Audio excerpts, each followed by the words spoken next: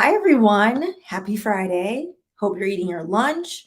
And because it's Friday and mostly because it's lunchtime, I'm having water. Hope if you're in the UK, having some wine. All right. Today we are going to discuss one former president's unprecedented indictment, since he's always bragging how he is the first, he is the biggest, he is in his mind doing the most. He can finally have that distinction of being the first ex-president to ever be indicted on criminal charges. All right, so we are going to hop into it. Also, it's freezing in my apartment because it's that time of year in New York where it's not cold enough for the heater to get kicked on in the whole building. And this sweater is giving pajamas, but oh well, it's comfy and it's a cute sweater. So let's get into it. So here is going to be our agenda. I don't think this live is going to be too long, to be honest, because speaking about Donald is irritating, but it is important and we should go over it. So Donald's 34 charges. Propaganda drives donations, because I think part of the story that's also quite interesting is how he is weaponizing this and utilizing this to literally beg people money. And you know what? A billionaire begging money is all types of hilarious and all types of problems. And then his pending legal woes, because this is not the only criminal case that he's being investigated for. There are some other cases that might come up. All right, so let's get into it. And yes, this is his fake mugshot that he made himself. We'll get into where and why he made the mugshot, but yes, he was arraigned in New York. He decided to come to New York. There was barely a protest, a few supporters who looked confused, Marjorie Taylor Greene, as well as the scammer known as George Santos were present. They left, and that was about it. It was very little fanfare, which did not stop him from going on his social media website, Truth Social, and stating, "These thugs," I always think this funny how someone accused of crime, someone who has literally filed bankruptcy multiple times and gives peak raggedy energy, likes to call other people thugs. These thugs and radical left monsters have just indicated, because spelling has never been his forte, or words, or public speaking, or really anything, the 45th president of the United States of America and the leading Republican candidate by far for the 2024 nomination for president, he wrote. This man, he would be comedy if he wasn't so dangerous. I think he's simultaneously both. This is an attack in all caps, because, that's what in his big age he likes to do, on our country, the likes of which has never been seen before. It is likewise a continuing attack on our once free and fair elections. The USA is now a third world nation, a nation in serious decline. So sad. The country has been in serious decline, Donald, for many, many decades, because public services have been underfunded and defunded for many decades. First of all. Second of all, why? Every time he speaks, his family speaks, these alleged self-proclaimed billionaires with their gaudy jet. The third world is becoming the third world. We are not in it. We are not bothering with Huno. I find it very funny that very racist, very rich, wealthy people, when they vacation, want to come to our little third world. We don't want Huno. Don't come. Leave us alone. It should be noted that because the third world believes in education, we actually fund our education systems better in countries such as Jamaica, Barbados, and Trinidad. Well, I'm just going to put that out there.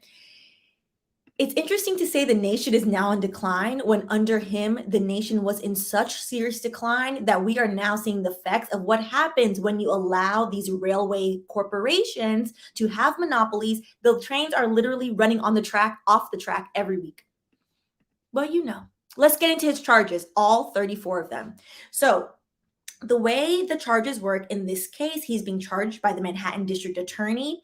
And essentially, when you get charged for any type of criminal behavior, particularly fraud or anything else, they will charge for each incident of fraud. That doesn't necessarily mean it's a different nexus of events. So this is all the same nexus of events, and we'll go through that as well. 34 charges, it makes sense. It sounds like more things are going to happen than they are. It is from a set of events spanning 2 years, and the charges themselves are a little bit less than a year from all the events, and is for every single entry that is alleged business fraud. All right. So there are two documents. I am actually on time today. They are linked in the description box if you want to read them for yourself. Highly recommend. Been trying to do better about actually posting those on time. And essentially, the two documents, one is going to be the statement of facts. So it's going to tell you what is going on, what he is being charged for, and why, what is the scheme allegedly. And then the separate one is the indictment. The indictment includes all of the charges. So both of those are linked below. So first, we're going to go through a little bit of the statement of facts just so we can see the background information. And essentially, if you've been following the news, this all has to do with the hush money allegedly paid to Stormy Daniels. And I say allegedly because he's had already admitted that money was paid to her. He doesn't agree on why she received money, which I think is interesting. So this has been going on since right before his the 2016 election is when she received the payment, which has already been noted. It is not, there are very little questions of fact in this case. This case is more so legal questions, which is very interesting, in which his supporters, it would do them, some good to realize that he is not debating any of the facts. He's just debating whether he legally can be charged with these crimes. Exactly, Kendra. The U.S. been the third world. The third world with a Gucci belt. So I'm just very curious when people act as if the infrastructure in the United States is not literally crumbling, even though our taxes are very high. So, introduction, the defendant, Donald J. Trump, reportedly and fraudulently falsified New York business records to conceal criminal conduct. You know what? I'm just going to make this much bigger because y'all know I cannot see it. Okay, because I'm going to lean in. Oh, you know what? Hold on. I realized I forgot to put in the mic. Hold on. Because now it's just the computer mic. Let me put in the other mic and then we'll get into it. What are y'all eating for lunch? Let me fix this really quick. Audio. Okay, cool. Now we're good. All right, so let's get into this now. Donald J. Trump allegedly repeatedly falsified New York business records to conceal criminal conduct that hid damaging information from the voting public during the 2016 presidential election. All right, paragraph 2, from August 2015 to December 2017. Most of the actual charges stem from about 2016, 2017, but it gives you the holistic alleged pattern of behavior. The defendant orchestrated a scheme with others to influence the 2016 presidential election by identifying and purchasing negative information about him to suppress its publication and benefit the defendant's electoral prospects. In order to execute the unlawful scheme, the participants violated election laws and made and caused false entries into the business record of various entities in New York. The participants also took steps that mischaracterized for tax purposes the true nature of the payments made in furtherance of the scheme. So one of the really interesting things about the way he is being charged is that essentially the way that this breaks down is in the statement of facts, they allege and they state he has broken election laws and falsified business records. There are no charges for violation of election laws, which is really interesting. I think they should have moved forward with that as well. That is something that the New York District Attorney has been, I would say, for multiple DAs mulling whether or not they should actually charge him with that.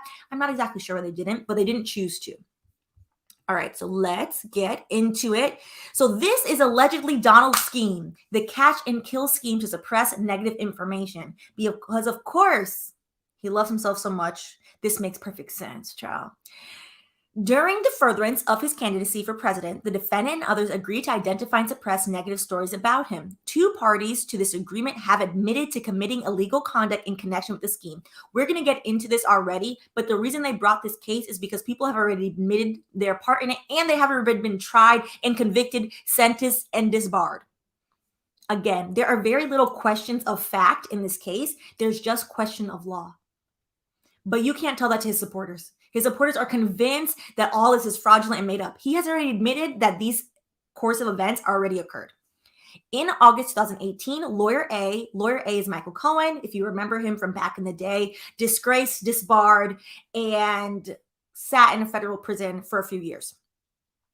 He is formerly Trump's personal lawyer. He pleaded guilty to 2 federal crimes involving illegal campaign contributions and subsequently served time in prison.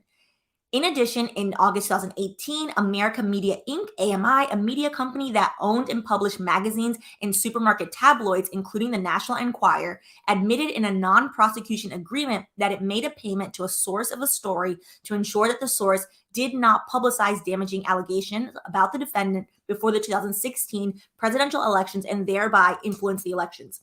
Everybody already admitted, yes, Donnie told me to give this person money. Yes, I cast the check. Yes, I did this, etc. It is interesting to note, though, because Michael Cohen is a consummate liar and has been committed of fraud, that people are now saying, like, oh, well, he's a liar and he's doing all this. He is those things. I'm not going to say that he's not those things. And however, he's told very quickly so he would get less prison time. All these things already occurred because they're written down. That is why when people are alleging that you have falsified records, the record is somewhere. The money always talks. All right. A few years later, he was sentenced to 3 years. I don't know how much time he actually served, honestly, but you're probably right. But he was sentenced to 3 years. I highly doubt he served the full 3 years.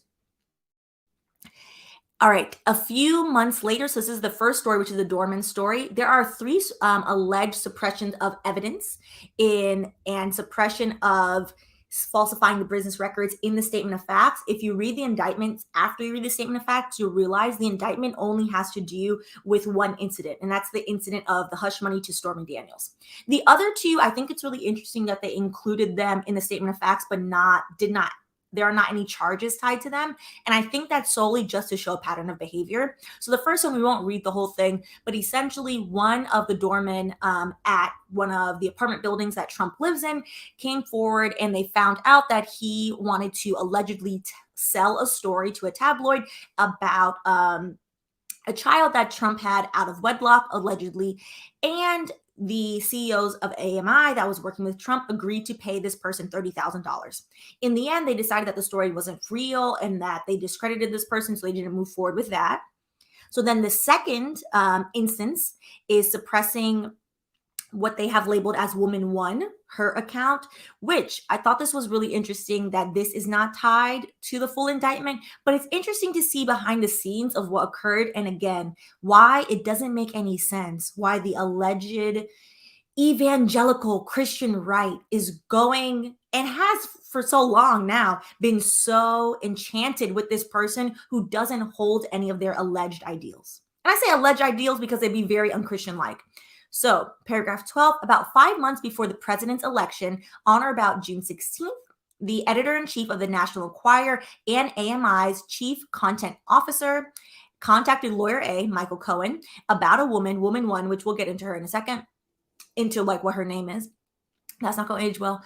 Who alleged that she had a sexual relationship with the defendant while he was married. The AMI editor-in-chief updated lawyer A regularly about the matter over text messages and telephones. The defendant did not want this information to become public because he was concerned that the effect it could have on his candidacy.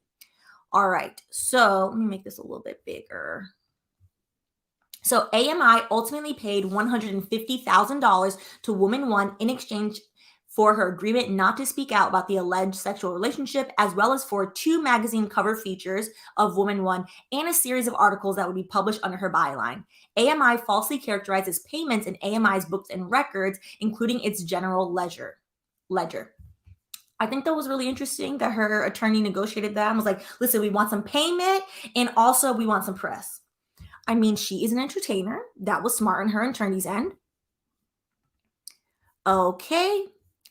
And then specifically, it then details how Michael Cohen went through and making the payments to Woman Two, who Woman Two is Stormy Daniels. So then you have for the second allegation, all of these now, which you'll see in the statement of facts starting at paragraph 18, I think, are also now going to be mirrored in the indictment. Everything in the indictment has to do with the hush money paid to Stormy Daniels. The defendant directed lawyer A to delay making payment to Woman Two as long as possible. He instructed, I don't know why they just didn't write Michael Cohen, that if they could delay the payment until after the election, they could avoid paying altogether. Because at that point, it would not matter if the story became public. as reflected, which I think is very interesting, that essentially Donald's strategy was, I'm not going to give her any money because I just need to get into the presidency. And if people find out afterwards, oh, well, I'm already the president. The man is varying levels of shiesty. As reflected in emails and text messages among Michael Cohen, Lawyer B, and the AMI editor-in-chief, Michael Cohen attempted to delay making payment as long as possible. Ultimately, with pressure mounting and the election approaching, the defendant agreed to pay off and directed Lawyer A to proceed. Lawyer A is Michael Cohen. Michael Cohen discussed the deal with defendant and the CFO. The defendant did not want to make the $130,000 payment himself and asked Michael Cohen and the CFO to find a way to make a payment. After discussing various payment options, Michael Cohen agreed he would make the payment. Before making the payment, Michael Cohen confirmed with the defendant that the defendant would pay him back. So essentially what happened, and when Michael Cohen's conviction, if you watched like any part of how that worked, Michael Cohen took out a home equity line on his mortgage of $130,000, used that money, paid Stormy Daniels, and then received a reimbursement from Donald Trump. All right, so here's who's who. So this is Michael Cohen. He was arrested, convicted, and disbarred. He pled guilty in federal court to 8 counts, including criminal tax evasion and campaign finance violations. Because he was Trump's personal lawyer, he took the fall for most of these things as well, and he also is another shiesty person. All right, woman 1 is Karen McDougal. So it's coming out now what Karen McDougal received. She already corroborated and verified, like, yes, I received these payments. Yes, I also got my extra time in print, etc., etc. And then Stormy Daniels, who most people are familiar with, the payments to Stormy Daniels are what exactly he's being indicted for. Okay.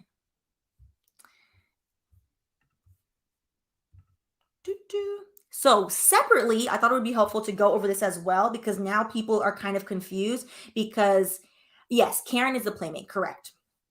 So both Karen is a former playmate, and then Stormy Daniels is an adult entertainer.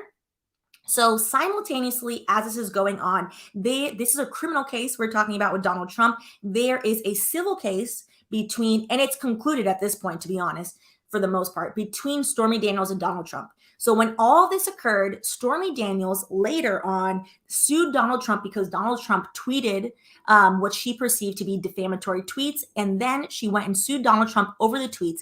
These are the same nexus of events in that all this occurred because allegedly Stormy Daniels and Trump had an affair.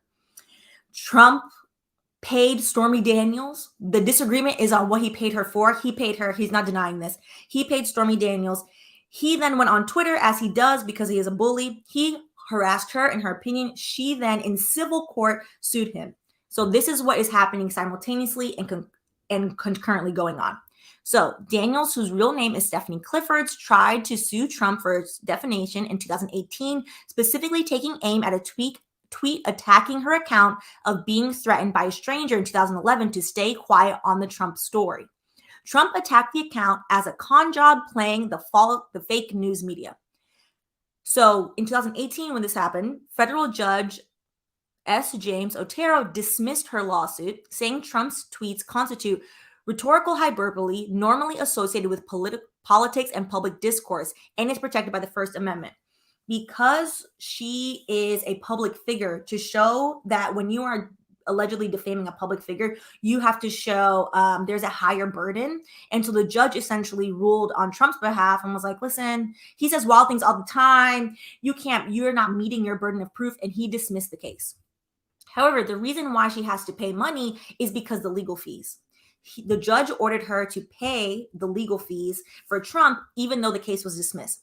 There are no rulings on the actual merits of the case, which is what I think some people are confused on. They think he won. He didn't win. He just got his case thrown out. And again, this is civil court. This is not criminal court. So to be noted, because during the defamation case and other times as well, Trump denies the affair, but has since admitted he reimbursed his then attorney, Michael Cohen, for the hush money payments. No one is denying, with sense, because he said it himself. He gave Michael Cohen money specifically for Stormy Daniels. He's not denying this. Why you would just randomly give somebody money is beyond me. That's not a very good defense to be like, you know what? I didn't have an affair with that woman, but I gave her some money. Yeah, sure. What did you give her the money for? Neither here nor there, but I think it's really interesting that people continue to cling on to the fact that the entire thing is false in their mind, and that's just simply not true.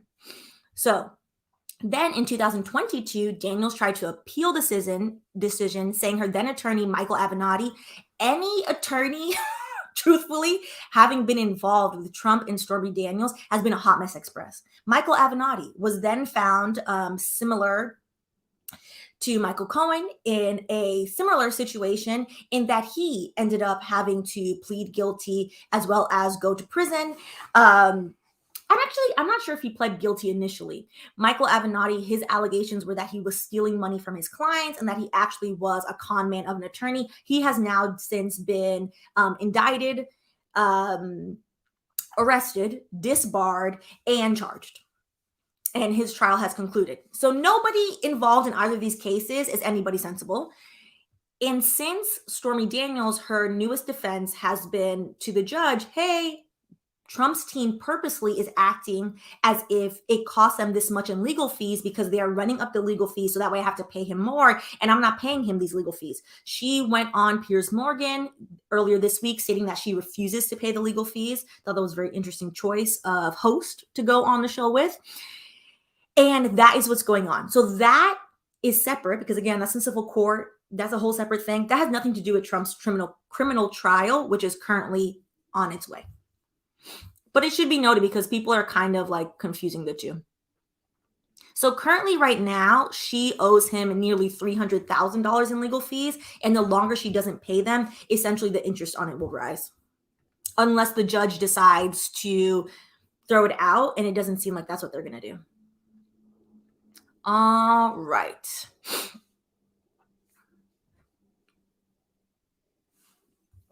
Exactly. This should be noted. I'm happy Stormy is getting her money because her old lawyer stole. Well, she's technically, unfortunately, she's not getting anything right now. Her old lawyer stole from her and he tried to blackmail Nike. These people are so messy. Exactly. Michael Avenatti, Stormy Daniels then alleged that she didn't even file a defamation suit at the time, that Michael Avenatti filed it without her knowing because he was very press and fame hungry that he just filed it. She was his cash cow into the limelight. When he originally started defending her and he became her attorney, Michael Avenatti had a great run in the sun until it was found out that he was essentially a scammer. So yes, she then came back and was like, hey, I didn't even really file that suit. I would like to file now because I feel like I have been defamed, and the judge was not having it.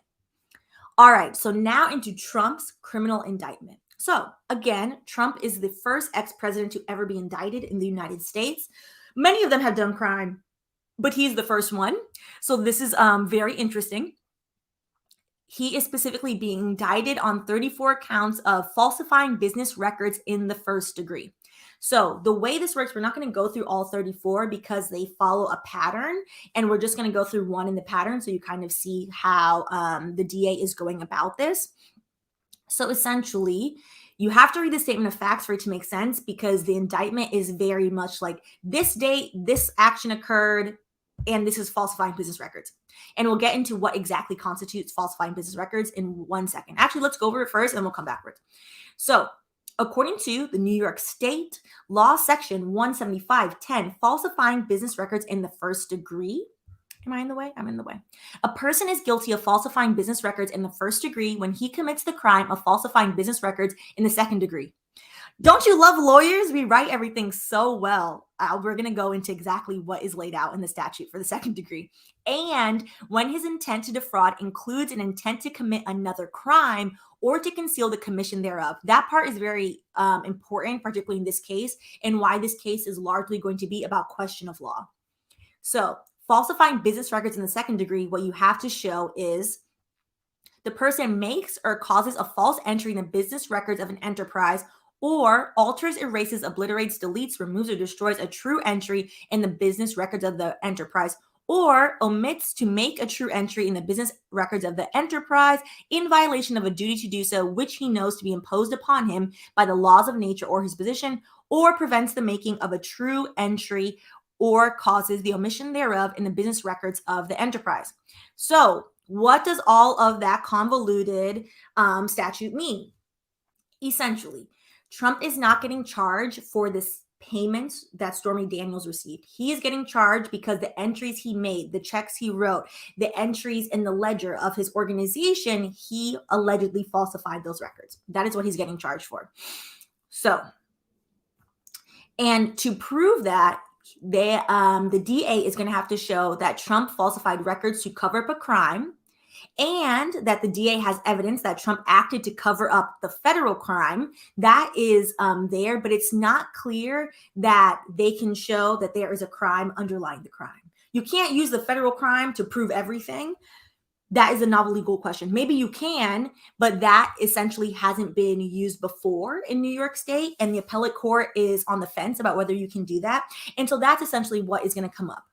Is the underlying crime, for example, is the underlying crime violation of election laws? Because he's not getting charged with those things. What is the underlying crime, and how is he putting that forward? That is what's going to happen in this case, which is very interesting. It's very interesting. And if this case, because essentially what Trump's lawyers, who knows who his lawyer of the day is today, one of his lawyers, essentially what they're going to file, the first thing they're going to do is a motion to dismiss on the grounds, not of the facts. Nobody's arguing the facts, on the legal basis. Can you use furtherance of the other crime to show that, yes, I falsified these business records? And because there's a conspiracy element here, you can use Michael Cohen as a proxy to show that, well, Michael Cohen is acting on my behalf. So yeah, Michael Cohen already admitted that he falsified the records. So yeah, it's very convoluted. It's going to be very interesting. And essentially, for these are usually misdemeanors unless you can show that there's a felony. So the felony aspect, and I believe it is up to 4 years in prison, each count. However, when you have no prior record, he has no prior criminal record, even though he's been in litigation most of his life and has done whatever things. He has no prior criminal record. This is a white-collar crime. White-collar crime barely does any time, truthfully, unless you're Bernie Madoff. So it is going to be interesting to see, A, if he's convicted of these things, and then B, if he actually does any time. I wouldn't hold my breath on the doing the time, but the conviction would be enough to preclude him from running for president. Okay, so now let's get into like how this is set up. So again, there are 34 counts. They're not 34 different days, different dates, different actions, essentially. There are 34 interconnected actions that lead to the 34 counts. So count 1, the defendant in the county of New York or elsewhere on or about February 14th. February 14th has 4 counts tied to it. Essentially, we won't read through like the whole thing because it's very dry. Aid and conceal the commission thereof, made and cause a felony entry in the business of records of an enterprise, to wit, an invoice from Michael Cohen dated February 14, 2017, marked as a record of Donald J. Trump, revocable trust, and kept and maintained by the Trump Organization. Okay, so that's count 1. So you have the invoice as count 1. Then with count 2, let's continue. Hold on, we'll get to him in a second. So count 2, so you have the same day, the defendant in the county of New York and elsewhere on or about February 14th. What did they do? Made or caused a false entry in the business record of enterprise, an entry in the detailed general ledger for the Donald J. Trump revocable trust bearing voucher 842557. Important the numbers because now you have count 3 again, bear the same thing, bearing voucher number. Okay, now we have a different voucher, 842460, and then the 4th count. This is all the same day on February 14th. This now is the check stub dated February 14th, bearing check number 000138. So as you can see, there are 4 steps essentially followed to process the one check that has to do with this one count. So you get the invoice from Michael Cohen, you write it into the ledger, the 2 separate places you're supposed to write into the ledger. So that's why you have that 2 separate numbers. And then the 3rd is the check stub. So these are 4 separate things linked to one essential action.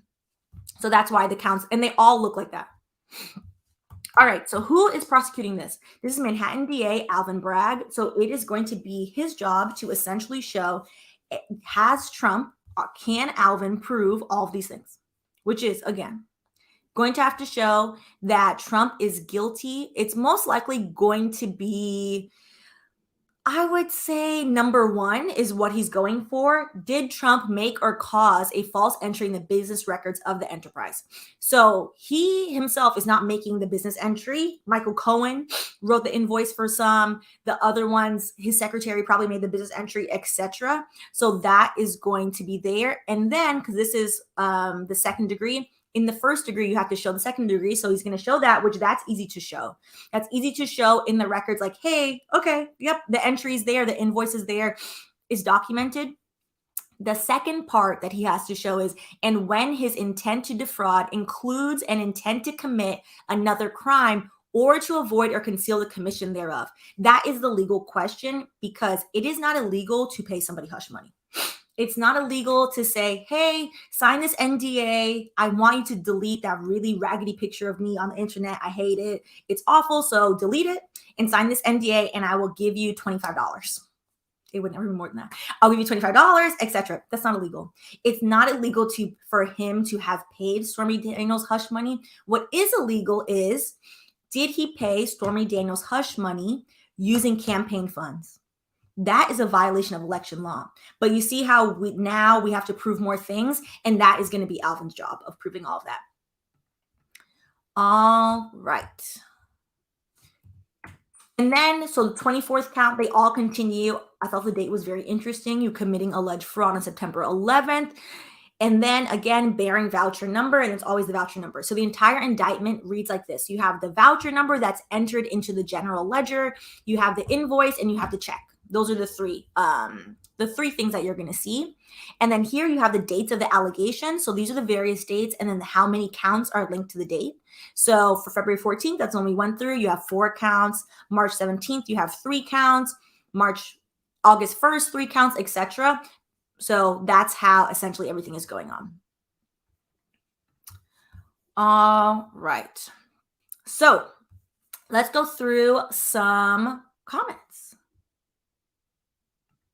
I think so too, Candron. I think he gets convicted, but no time. I think so. I think the conviction, I think they can overcome the legal burden in the initial case. What's going to be interesting is he will, of course, appeal this. What is going to happen if this goes all the way to Supreme Court? I think looking forward, that's likely what we're going to see, truthfully. Because the records are there. It's detailed. The money's been paid. He's not denying the money's been paid. It's whether or not what a lot of legal experts are painting as a novel legal doctrine, if it's going to stand. Just because it's novel doesn't mean it's not correct. It just hasn't been tried before this way. So it might be a little bit harder, but I think it's possible. All right. Robert, if the funds are not intermixed with campaign funds, is that not a felony? I think it's if the funds are intermixed. There are multiple. So the crux of this, in my opinion, and what I'm really curious is why they don't move forward with going after election fraud, campaign fraud, because that is what Michael Cohen is convicted of. And Michael Cohen is not committing election fraud for himself. He's not running. So I think that's very interesting. But yes, the case is definitely going to last for a while. It's going to last for a while. So we are going to see what goes on. And then obviously he's not going to rush for a speedy trial. You can request a speedy trial, etc. They're going to drag this out. Because it is helping him beg for money, which I find very fascinating and also problematic, but we'll stick to the fascinating part, in that he's using this and as a talking point of, oh, I'm being prosecuted, I'm being persecuted, and woe is me, because yeah, I'm a billionaire, but don't worry about that right now. I need your money. So if you go, which don't go over there, but if you wanted to go on the Trump website, the entire thing is dedicated to him begging money from people. If you stay on the website long enough, there's a very creepy pop-up, literally pops up on the screen on the right-hand side, which states, during these dark and unprecedented times, you, capital letters, underline, are President Trump's hope, his courage, and his resolve. He will, in bold capital letters, never surrender our great country to the left's tyranny. Very interesting. But the Democrats will spend billions and billions of dollars to try and stop us, and we're counting on your support to finish. Together, we will dismantle the deep state, win back the White House, and save America. These are the people who don't even want to teach history in school, who want to defund the schools, and who, in the great state of Tennessee, want to turn the schools into literal prisons. Yeah, saving America. I don't know from who, from themselves. And this is where you can give him some money. And I highlighted the part that I found the most comical. I walked away from a very nice life where the media never said a single mean thing about me. Donald, embrace seriousness. Embrace seriousness. He is convinced that he is well beloved by people. He is convinced that people love him and no one ever said anything to him. And he gave up everything to run for the president. It should be noted, he is one of the richest, if not the richest presidents to ever run, richest people to ever run for office and to win. He did not give up his public company or his private company, which most presidential candidates, as well as most Senate candidates, usually do. Instead, what he did is he put the Trump organization in a revocable trust. So that way he could continue to get his private funds. But he's begging for money. He's begging for money. And, you know, I knew the price I'd have to pay for running a campaign. And I don't regret it for a second. We have a country to save, and I'm not giving up now. And I know you aren't either. So, you know. He's just out here begging for money. I think the most interesting thing is that in every single instance of him begging for money and him looping in other people to beg for money, no one rarely brings up his demographic data of who votes for him. Most people like to wrongly, and I think to our detriment, paint the largeness of the people that largely support Trump as people who are ignorant and poor and don't have access to education. That's why they're supporting him, etc. There's a large amount of that, yes. And there is a large amount of people who are very racist, very capitalist. Again, and I will say this every time because I was very annoyed about it. One of the people that it came out that was marching on the Capitol in the insurrection in January 6th was the owner of Rouse's. Rouse's is the largest supermarket chain in Louisiana. I used to go to Rouse's when I lived in Louisiana, and right in tow with him was the head of HR. Some of these people are doing it on purpose, and they're giving their money to Donald Trump, as well as he is basically begging money from his poorer constituents as well. And according to the Trump organization, they are also giving him money. And if that doesn't work, if Donald Trump begging on his own is not working, he then has Lindsey Graham over here doing a little dance for him too. Meanwhile, Republican Senator Lindsey Graham seemed to be fighting back tears. He's not doing well, is he? Again, like he's always crying. He's always crying. Take a look. Well.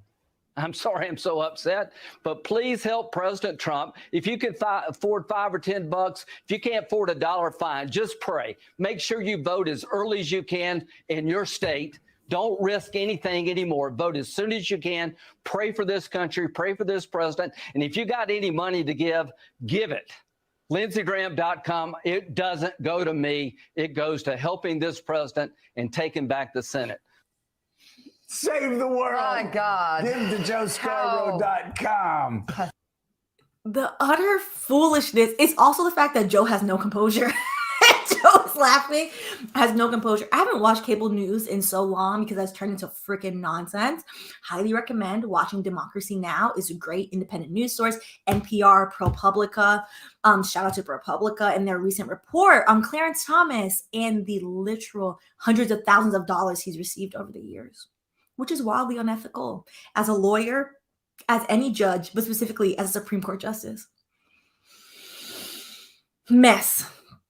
What is interesting about this is Lindsey Graham. This is only one clip of Lindsey Graham going around and literally crying on behalf of Trump.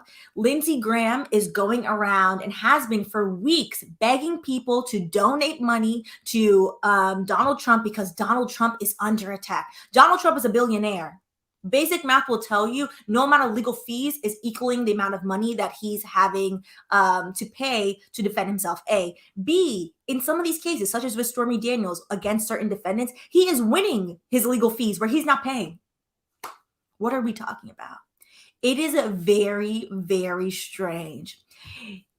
He was. Lindsey Graham loves a good flip flop. And you know what's very interesting? Anybody from South Carolina or anybody who knows anybody from South Carolina knows that Trump probably has something on him, which is why he's continuing to do this.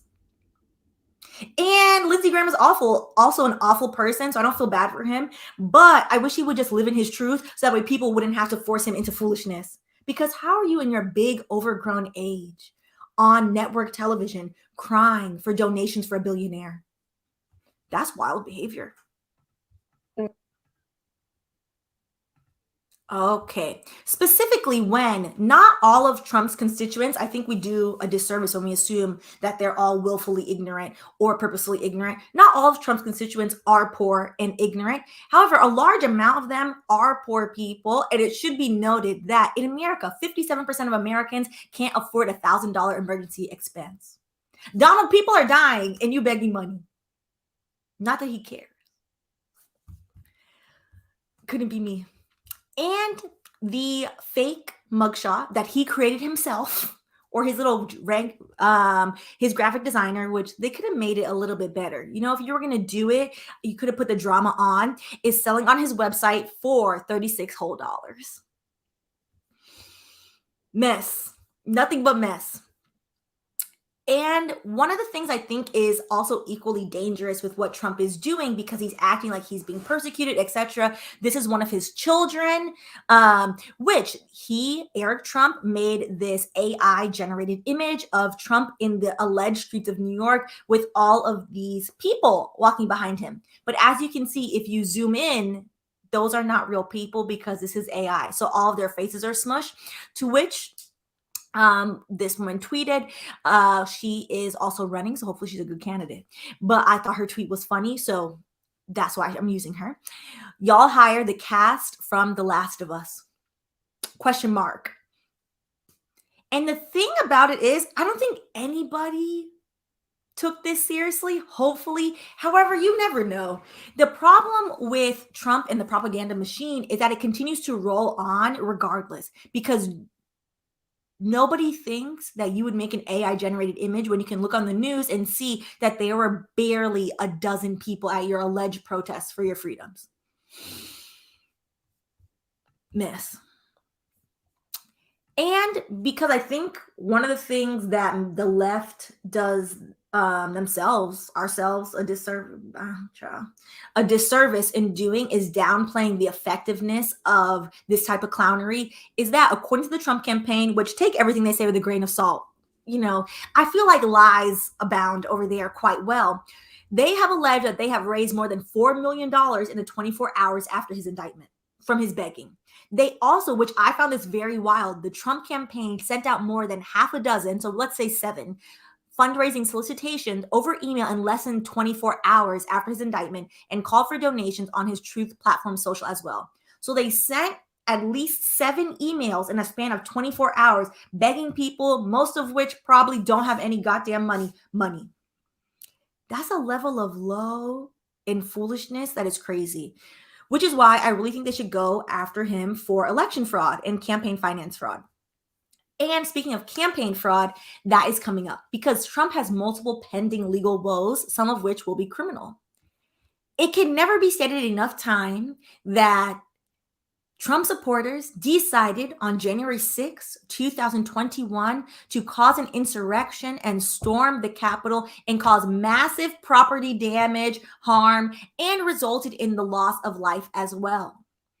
And completely acted a plumb fool and did many illegalities to which most of them face very little to no repercussions, including, again, the owner of Rouse's. As you can see here, Trump everywhere, all of these signs, Trump made many tweets, he made a whole speech, he rallied them up, etc. The January 6th committee is investigating him on whether or not to charge him. That is still pending.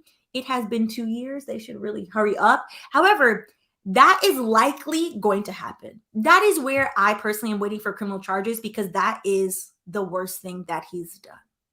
Out of all the many awful things that he has done, is somehow rile these people up into thinking that they can storm a literal public building, the Capitol building, and there are pictures of them on the desk, pictures of them in Nancy Pelosi's office, pictures of them looking at secret information, rummaging through files, doing all types of treasonous things. Fascinating behavior. So he will likely, hopefully, be charged with some criminal charges tied to this incident.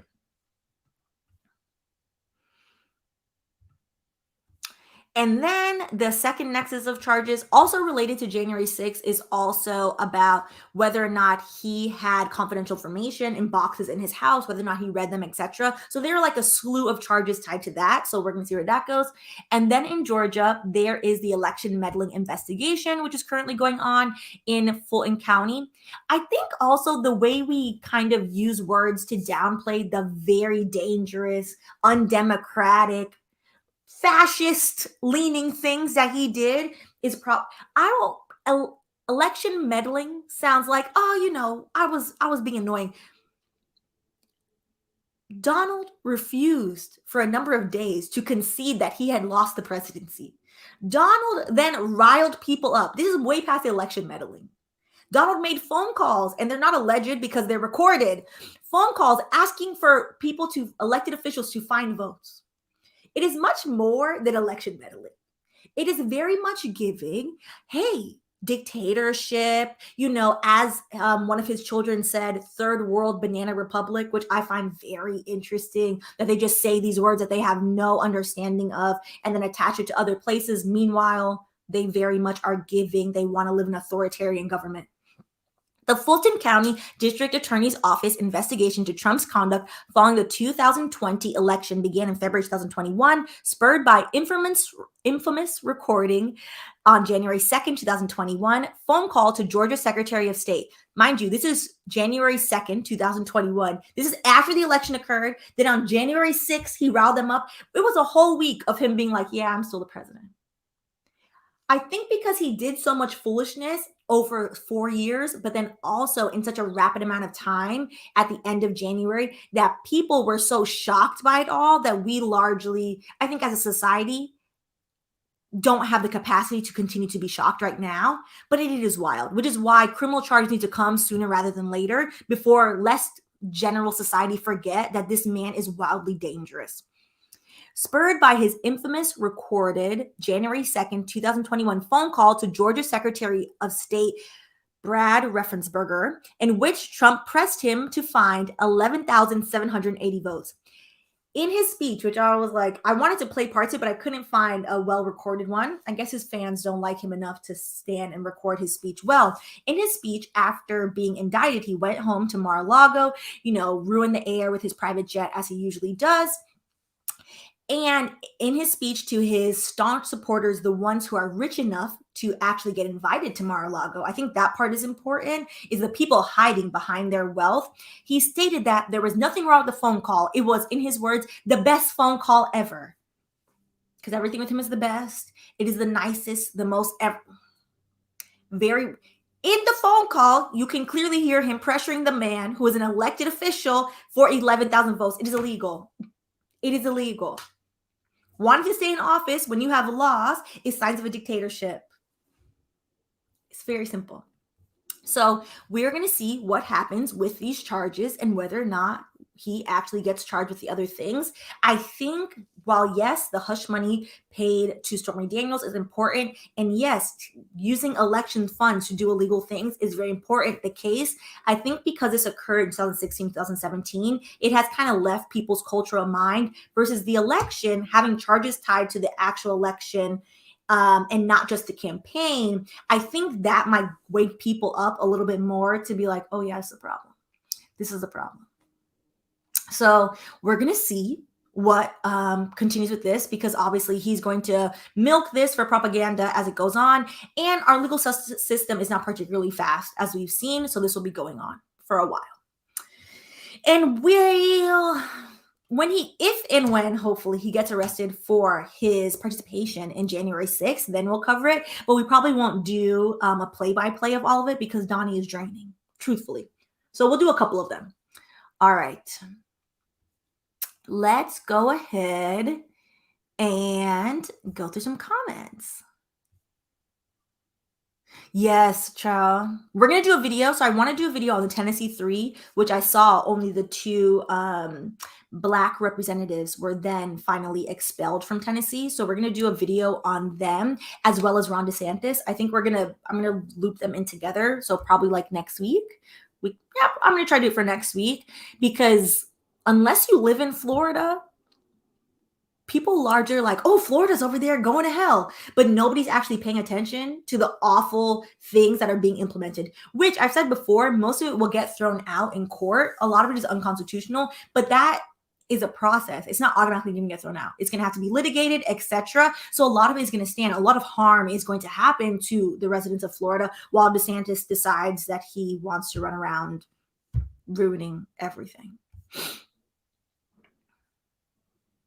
Yes, I agree. I saw Disney and the board and what they did with the board agreement, which I was, never thought I'd root for Disney, but here we are rooting for Disney.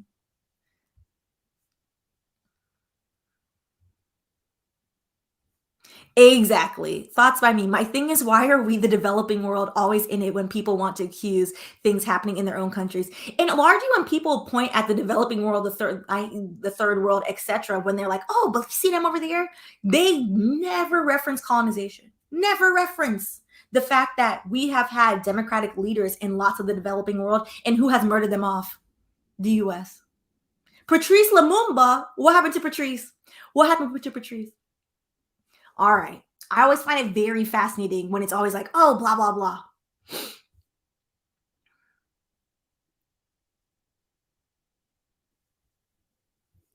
Yeah, I agree. Kajiva. Yeah, he's not going to prison. The speech he gave was textbook politics. He practiced nothing but lies in that speech. It's always fascinating to me, the things that he says, because they have no basis in truth. And people are like, yes, yes. And I'm like, there's Google. There are facts. He will contradict himself. It's like, so you already admitted that you gave the woman money. I'm confused. So were you lying then? Are you lying now? I know the fact checker during Donald Trump's presidency must have been so tired. Must have been so tired. Just a mess.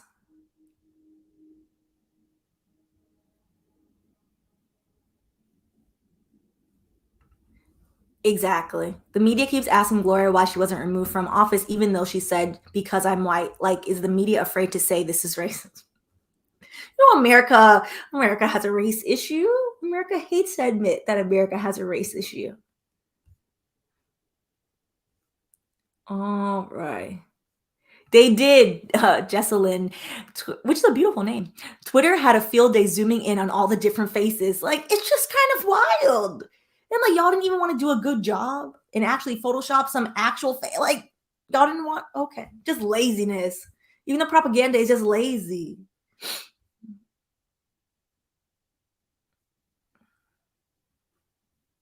All right. Well, on that note, when is the next time they meet us in December? Is that normal? Is that a speedy trial? Yeah, it's going to take a long time, to be honest, because they're going to have the motion practice first, particularly because this case, again, is not about a dispute in the facts, despite what his supporters think. It's not about a dispute in the facts. This case is about whether you can use the law in this way. That's what the case is about. Whether or not the legal theory actually works. So that's normal. It's going to drag on for at least until the end of the year, if not most likely into next year, I would say, because this is just the indictment. This is the initial. All right.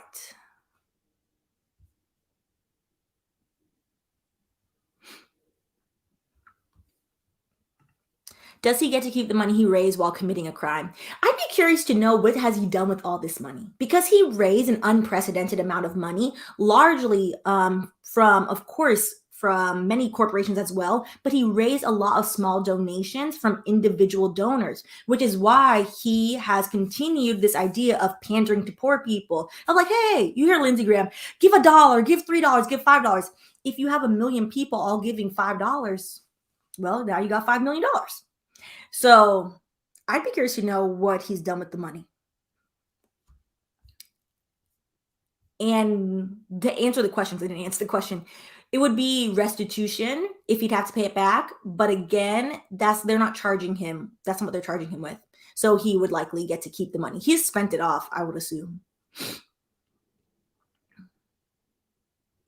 All right. So on that note, I don't know what's been going on with StreamYard, but like I can't see like half the screen. But when I watched it from Wednesday's live, it looked fine. But looks so weird right now, so I can't remove that. But on that note, I appreciate y'all. And okay, here we go. And then I can remove that one. Okay. And what do we have upcoming? So we're gonna talk about the Tennessee 3 and about Ron DeSantis. I guess I'm never moving back to Miami. At this point, I've been here for 9 years. Was I ever really gonna move back? I kept saying I was going back. And then we're gonna have some like edited videos coming up. So if there's anything hold on, you want to see, let me know. And we will watch this. We will watch this case, and I'll probably, maybe have like 1 or 2 updates, but we're going to see. We are going to see. So I appreciate y'all, and we'll see next week if I stick to the time that I think is in my mind, and then we'll finally set a hard stop time on like when we'll have our recurring live. Because I think I want to go back to weekly, but I'm just trying to see which day works out the best. We're going to try it a couple times first. So I will catch y'all later, and we'll see what Donnie does. All right. Bye.